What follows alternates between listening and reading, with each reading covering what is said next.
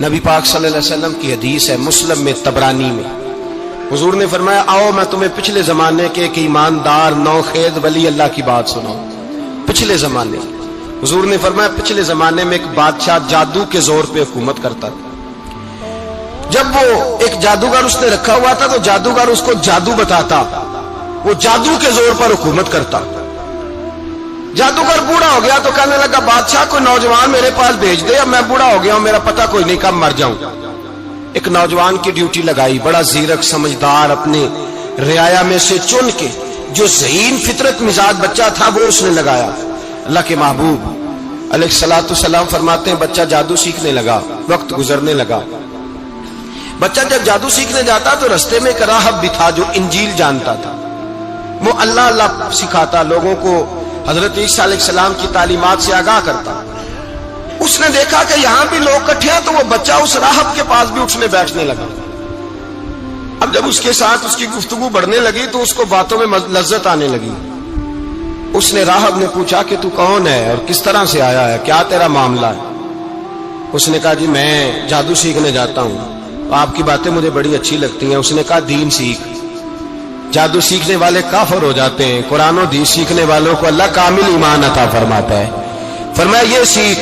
بچہ بیٹھنے لگا، اس کے پاس آنے لگا، باتیں دل میں گھر کرنے لگی۔ ایک وقت آیا کہ مسلمان ہو گیا، اور مسلمان کیسے ہوا؟ بچہ کہتا میں تجربہ کر کے ہوا۔ اب میں تھوڑا سا وقت جادوگر کے پاس بھی جاتا اور باقی سارا وقت وہاں بیٹھتا۔ میں ایک دن جا رہا تھا تو رستے میں اژدہا تھا، بہت بڑا سانپ تھا، رستہ روک کے کھڑا تھا۔ یہ حضور نے بیان کی حدیث۔ نبی پاک صلی اللہ علیہ وسلم فرماتے ہیں بچہ کہتا ہے کہ رستے کے اندر سانپ ہے، رستے بند ہے، لوگ چھتوں درختوں پہ چڑھے، ہراش ہے۔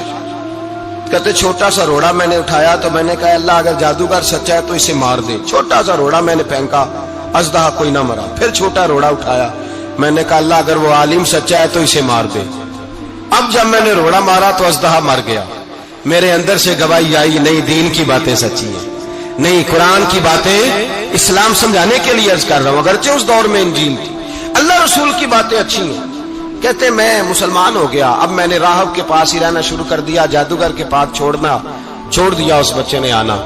بادشاہ پوچھتا کہاں زیادہ وقت گزارتے ہو تو وہ بات گول کر دیتا۔ وقت تیزی سے بڑھنے لگا، اللہ نے اس نوجوان میں طاقت پیدا کر دی۔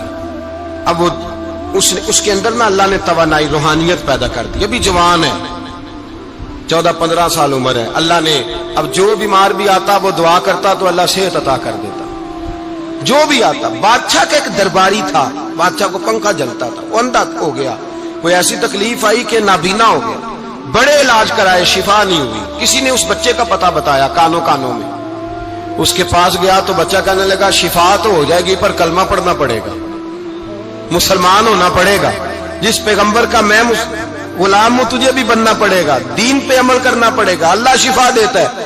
اس نے کہا تو مجھے کلمہ پڑھا، مجھے شفا دے، میں تیار ہوں۔ اس نے کہا شفا تو اللہ دیتا ہے۔